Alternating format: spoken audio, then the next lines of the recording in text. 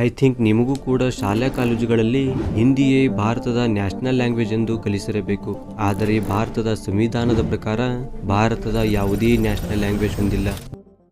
ಏನಕ್ಕಂತಂದ್ರೆ Hindi is no more the national language.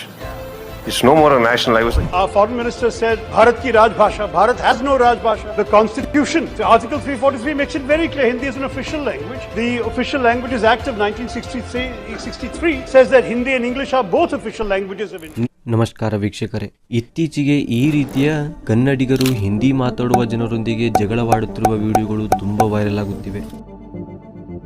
ಅವ್ರೆಲ್ಲೇ ಇದ್ರು ಅವ್ರ ಊರಿಗೆ ಹೋದಾಗ ಅವ್ರ ಭಾಷೆ ಮಾತಾಡ್ಲಿ, ಕರ್ನಾಟಕ ಬಂದ ಕನ್ನಡ ಮಾತಾಡ್ಲೇಬೇಕು. ಅವನು ಬಂದು ನಮ್ ಸ್ಟೇಟ್ ಅಲ್ಲಿ ಇದ್ದಾನ, ನಾನು ಅವ್ರ ಸ್ಟೇಟ್ ಅಲ್ಲಿ ಇದ್ದೀನ. I feel people from North India should learn a little bit of Kannada. We have to speak in Kannada. No, we will not speak in Kannada. Why? ಅದಲ್ಲದೆ ಈ ಹಿಂದೆ ಹಿಂದಿಯ ಸೈನ್ ಬೋರ್ಡ್ ವಿಚಾರವಾಗಿಯೂ ತುಂಬಾ ಪ್ರತಿಭಟನೆ ಸಹ ಆದವು. ಕೇವಲ ಹಿಂದಿ ಭಾಷೆಯೊಂದಿಗೆ ಮಾತ್ರವಲ್ಲ, ಮಹಾರಾಷ್ಟ್ರ ಮತ್ತು ಕರ್ನಾಟಕದ ಬಾರ್ಡರ್ ನಲ್ಲಿ ಬೆಳಗಾವಿಗಾಗಿ ಮರಾಠಿಯ ವಿರುದ್ಧವೂ ತುಂಬಾ ಪ್ರತಿಭಟನೆಯಾದವು. ಕೇವಲ ಕರ್ನಾಟಕ ಮಾತ್ರವಲ್ಲ, ತಮಿಳುನಾಡಿನಲ್ಲಿಯೂ ಕೂಡ ಹಿಂದಿಯನ್ನು ತುಂಬಾ ವಿರೋಧಿಸಲಾಗುತ್ತಿದೆ. ಇನ್ಫ್ಯಾಕ್ಟ್ ತಮಿಳುನಾಡಂತೂ ಒಂದು ಹೆಜ್ಜೆ ಮುಂದೆಯೇ ಹೋಗಿದೆ. ಇಂದು ತಮಿಳುನಾಡು ಭಾರತದ ರೂಪಾಯಿ ಸಿಂಬಲ್ ಅನ್ನು ಕೂಡ ವಿರೋಧಿಸುತ್ತಿದೆ. ತಮಿಳುನಾಡಿನ ಡಿಎಂಕೆ ಪಾರ್ಟಿಯು ಈಗ ಹೊಸ ರೂಪಾಯಿ ಸಿಂಬಲ್ ಅನ್ನು ಕೂಡ ಪ್ರೆಸೆಂಟ್ ಮಾಡಿದೆ. ಭಾರತವು ಮೊದಲೇ ವಿಶ್ವದಲ್ಲಿ ಅತಿ ಹೆಚ್ಚು ವೈವಿಧ್ಯತೆ ಹೊಂದಿರುವ ದೇಶ. ಭಾರತದಲ್ಲಿ ಜಾತಿ, ಧರ್ಮ, ಉಡುಗೆ ತೊಡುಗೆ ಮತ್ತು ಸಂಸ್ಕೃತಿಯೊಂದಿಗೆ ಹಲವು ರೀತಿಯ ಭಾಷೆಗಳಿವೆ. ಭಾಷೆಗಳ ವೈವಿಧ್ಯತೆಯಲ್ಲಂತೂ ಭಾರತವು ವಿಶ್ವದಲ್ಲಿ 4ನೇ ಸ್ಥಾನದಲ್ಲಿದೆ. ಭಾರತದಲ್ಲಿ ಹಲವು ಭಾಷೆಗಳಿದ್ದರೂ ಕೂಡ ಇಂದು ಭಾರತದಲ್ಲಿ ಹಿಂದಿಯು ಹಲವು ಭಾಷೆಗಳ ಮೇಲೆ ಡಾಮಿನೇಟ್ ಮಾಡುತ್ತಿದೆ. ಇಂದು ಹಿಂದಿಯು ಕನ್ನಡ ಭಾಷೆ ಮೇಲೆ ಯಾವ ರೀತಿಯ ಪ್ರಭಾವ ಬೀರುತ್ತಿದೆ ಎಂದು ಈ ವಿಡಿಯೋದಲ್ಲಿ ನೋಡೋಣ. तुम तमिलियन हो, तुम हिंदी बोलो, तुम अरे क्यों बोलेंगे वो यार? बिहारी गाली है, अगर बिहारी गाली है तो आओ, पूरा कर्नाटक को खुला चैलेंज देते हैं. Karnataka okay, we have to speak in Kannada. मुझे कहता है कि अगर तुम्हें शहर में रह के कन्नड़ा नहीं आती तो मैं तुम्हें सस्पेक्ट कर सकता हूँ. मैं बैंगलोर में पैदा हूँ तो मुझे कन्नड़ा आना जरूरी है क्या? मुझे ना बहुत अभी फिलहाल गुस्सा आ रहा है कि मुझे अपनी ही सिटी में अपने आप को प्रूव करना पड़ रहा है. कन्नड़ा मालूम नहीं मेरे को. अब नानेन मार लिए. ನಮ್ಮ ದಕ್ಷಿಣ ಭಾರತದಲ್ಲಿ ಹಿಂದಿಯ ಪ್ರತಿ ವಿರೋಧ ಇಂದಿನಿಂದಲ್ಲ, ಬದಲಿಗೆ ಸ್ವಾತಂತ್ರ್ಯ ಪೂರ್ವದಿಂದಲೂ ನಡೆದುಕೊಂಡು ಬರುತ್ತಿದೆ. ನಿಮಗೆಲ್ಲ ಗೊತ್ತಿರುವಂತೆ ಭಾರತದಲ್ಲಿ ಬ್ರಿಟಿಷರು ಜಾತಿ, ಧರ್ಮ, ಜನಾಂಗ ಮತ್ತು ಸಂಸ್ಕೃತಿಯಂತೆ ಎಲ್ಲದರಲ್ಲೂ ಡಿವೈಡ್ ಅಂಡ್ ರೂಲ್ ಎಂಬ ಸ್ಟ್ರಾಟಜಿಯನ್ನು ಬಳಸಿಕೊಂಡು ಭಾರತವನ್ನು ಆಳಿದರು. ಹಾಗೆಯೇ ಭಾರತವನ್ನು 2 ಭಾಗವಾಗಿ ಒಡೆಯಲು ಹಿಂದಿಯನ್ನು ಕೂಡ ಪ್ರಮೋಟ್ ಮಾಡಿದರು. ಬ್ರಿಟಿಷರ ಆಗಮನಕ್ಕಿಂತ ಮುಂಚೆ ಭಾರತದಲ್ಲಿ ಹಿಂದಿ ಮತ್ತು ಉರ್ದು ಮಿಕ್ಸ್ ಆಗಿ ಹಿಂದೂಸ್ತಾನಿ ಎಂಬ ಲ್ಯಾಂಗ್ವೇಜ್ ಬಳಕೆಯಲ್ಲಿತ್ತು. ಆಗ ಎಲ್ಲಾ ರೀತಿಯ ಡಾಕ್ಯುಮೆಂಟ್ಸ್ ಕೂಡ ಹಿಂದೂಸ್ತಾನಿ ಭಾಷೆಯಲ್ಲಿ ಬರೆಯಲಾಗುತ್ತಿತ್ತು. ಆದರೆ 1800ರಲ್ಲಿ ಜಾನ್ ಗಿಲ್ಕ್ರಿಸ್ಟ್ ಎಂಬ ವ್ಯಕ್ತಿ ಪೋರ್ಟ್ ವಿಲಿಯಂ ಎಂಬ ಕಾಲೇಜಿನಲ್ಲಿ ಡೈರೆಕ್ಟರ್ ಆಗಿದ್ದ. ಆಗ ಅಲ್ಲಿನ ಹಿಂದೂ ಮತ್ತು ಮುಸ್ಲಿಂ ಸ್ಟೂಡೆಂಟ್ಗಳನ್ನು ಬೇರ್ಪಡಿಸಲು ಹಿಂದೂಗಳಿಗೆ ದೇವನಾಗರಿ ಲಿಪಿಯಲ್ಲಿ ಬರೆದಿರುವ ಹಿಂದಿ ಮತ್ತು ಮುಸ್ಲಿಮರಿಗೆ ಪರ್ಷಿಯನ್ ಲಿಪಿನಲ್ಲಿ ಬರೆದಿರುವ ಉರ್ದುವನ್ನು ಡಿವೈಡ್ ಮಾಡುವ ಮೂಲಕ ಹಿಂದೂ ಮತ್ತು ಮುಸ್ಲಿಂ ಸ್ಟೂಡೆಂಟ್ಗಳನ್ನು ಡಿವೈಡ್ ಮಾಡಿದನು. ಇದರಿಂದ ನಾವು ಇಂದಿಯೂ ಕೂಡ ಉತ್ತರ ಭಾರತದ ಕಡೆಗೆ ಉರ್ದು ಎಂಬುದು ಮುಸ್ಲಿಮರ ಭಾಷೆ ಮತ್ತು ಹಿಂದಿ ಎಂಬುದು ಹಿಂದೂಗಳ ಭಾಷೆ ಎಂದು ನೋಡಬಹುದು. ಇದರಿಂದಲೇ ಇಂದು ಹಿಂದಿ ಭಾಷೆಯು ಉತ್ತರ ಭಾರತದಲ್ಲಿನ ಭೋಜ್ಪುರಿ, ಅವಧಿ, ಬ್ರಜ್, ಬುಂದೇಲ್ಖಂಡಿ, ಛತ್ತೀಸ್ಗಢಿ ಮತ್ತು ಮಾರ್ವಾಡಿ ಎಂಬಂತಹ ಹಲವು ಭಾಷೆಗಳನ್ನು ಆಲ್ಮೋಸ್ಟ್ ಇಲ್ಲದಂತೆ ಮಾಡಿದೆ. ಇದರ ಬಗ್ಗೆ ಫೆಬ್ರವರಿ 2025ರಲ್ಲಿ ತಮಿಳುನಾಡಿನ ಸಿಎಂ MK ಸ್ಟಾಲಿನ್ ಅವರು ಕೂಡ ಟ್ವೀಟ್ ಮಾಡಿದ್ದರು. 1961ರಲ್ಲಿನ ಜನಗಣತಿಯ ಪ್ರಕಾರ ಭಾರತದಲ್ಲಿ ಹಿಂದಿಯನ್ನು ಮಾತೃಭಾಷೆಯಾಗಿ 28%, ಅಂದ್ರೆ ಸುಮಾರು 12.3 ಕೋಟಿ ಜನರು ಬಳಸುತ್ತಿದ್ದರು. ಆದರೆ 2011ರ ಹೊತ್ತಿಗೆ ಇದು 43%ಗೆ ಏರಿಕೆಯಾಯಿತು.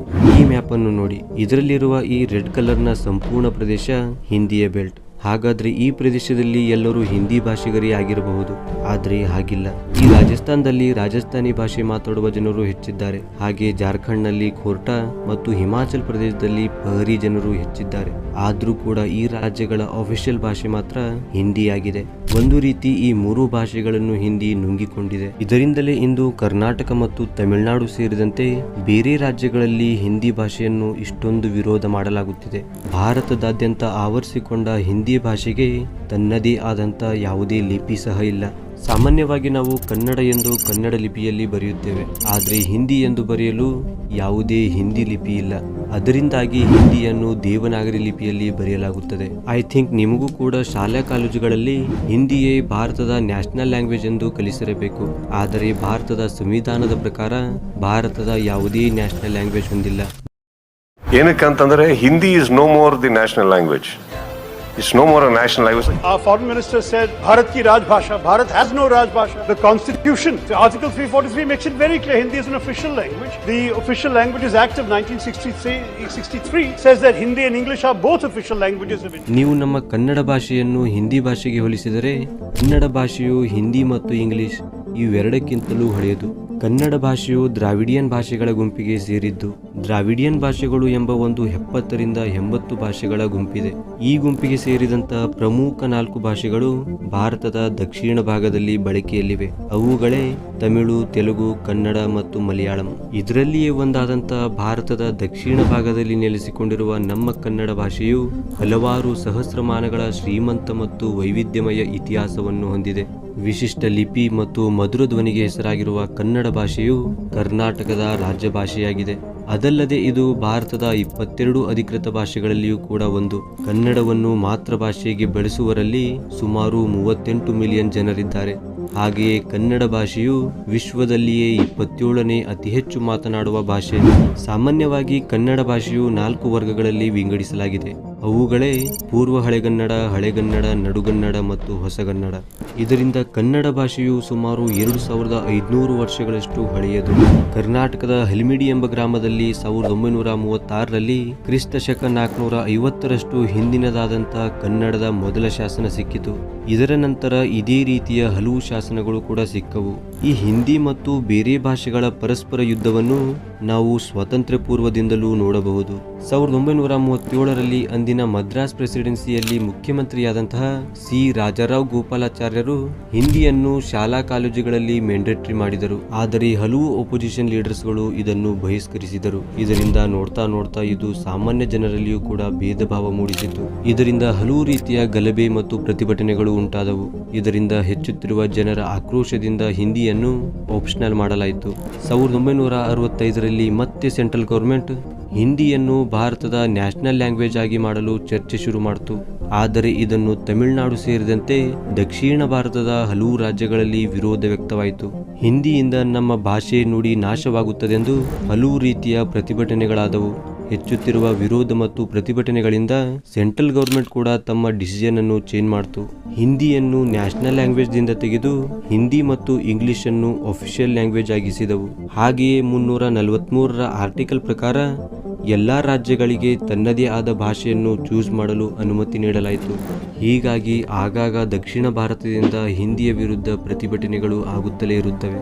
ನೀವು ಕರ್ನಾಟಕದ ಕೆಲವು ನಗರಗಳಲ್ಲಿ ತಿರುಗಿದರೆ ಅಲ್ಲಿನ ಯಾವುದೇ ಅಂಗಡಿಗಳ ಮೇಲೆ ಕನ್ನಡ ಭಾಷೆಯ ಸೈನ್ ಬೋರ್ಡ್ ಕೂಡ ಕಾಣುವುದಿಲ್ಲ. ಇದರಿಂದಲೇ ಕರ್ನಾಟಕದ ರಕ್ಷಣಾ ವೇದಿಕೆಯು ಪ್ರತಿಭಟನೆ ಮಾಡಿತು. ಇದರೊಂದಿಗೆ ಎಲ್ಲಾ ಸೈನ್ ಬೋರ್ಡ್ಗಳಲ್ಲಿ 60% ಕನ್ನಡ ಬಳಸಲು ಎಚ್ಚರಿಕೆ ಸಹ ನೀಡಿತು. As pro-Kannada activists took law into their own hands earlier today, going on a vandalizing spree against any store that had English signage. Their demand is that there should be Kannada boards, and this is in accordance with the local administration's diktat that said that 60% of the nameplates must be Kannada and then you can have other languages. Kannada ನಾಡನುಡಿಗೋಸ್ಕರ ಹೋರಾಡಿದವರ ಸಂಖ್ಯೆ ಅಪಾರವಾದದ್ದು. ಇದನ್ನು ಒಂದು ವಿಡಿಯೋದಲ್ಲಿ cover ಮಾಡಲು ಸಾಧ್ಯವಾಗಲಿಲ್ಲ. ನಿಮಗೆ ಈ video ಇಷ್ಟವಾದರೆ comment ಮಾಡಿ, ನಾನು ಇದರ ಪಾರ್ಟ್ 2 ಮಾಡುತ್ತೇನೆ. ಐ ಹೋಪ್ ಈ ವಿಡಿಯೋ ನಿಮಗೆ ಇಷ್ಟವಾಗಿರಬಹುದು. ಇಷ್ಟವಾದರೆ ಲೈಕ್ ಮತ್ತು ಸಬ್ಸ್ಕ್ರೈಬ್ ಮಾಡೋದನ್ನು ಮರಿಬೇಡಿ.